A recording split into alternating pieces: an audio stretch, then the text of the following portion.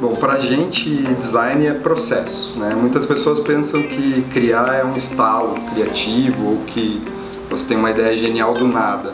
Eu acho que design é processo e esse processo segue algumas fases.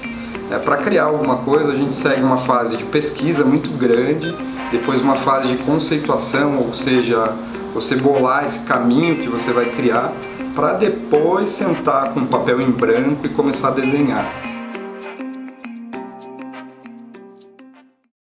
Bom, a gente está há 2 anos e meio aqui em São Paulo, mais ou menos, e agora que a gente está se ambientando aqui com esse caos de São Paulo, que é muito interessante.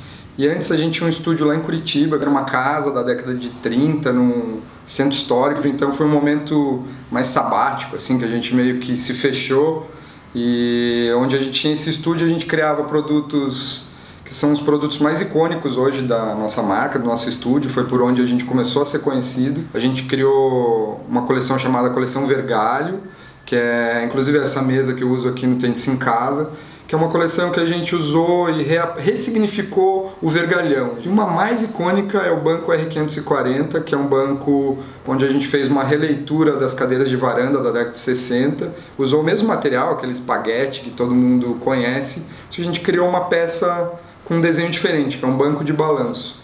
E esse ambiente favoreceu isso. O processo do Tente-se em Casa é um pouco diferente. A ideia é a gente sempre facilitar a confecção das peças. Então, quando a gente criou essa ideia do Tente-se em Casa, a gente fez aqui no apartamento mesmo, onde a gente mora. E a ideia é essa, ter uma mesa de jantar, você limpa a mesa de jantar, pega as ferramentas do armário, coloca na mesa e executa. Então, tudo que a gente fez até hoje é possível de se executar em casa. Então, a gente parte de uma pesquisa de materiais e a gente ressignifica esses materiais. A ideia então é sempre facilitar, buscar materiais prontos do mercado, que a gente consegue enxergar um potencial estético, visual, e que também a gente consiga transformar aquela estética já pronta em outra coisa. Então, quando a gente vê um garrafão de 20 litros de água, por exemplo, eu olho para ele e falo, isso é fácil de cortar. Então, com o nosso olhar já treinado, a gente já consegue enxergar aquela silhueta ali e falar, se eu tirar essa base aqui, vira uma luminária.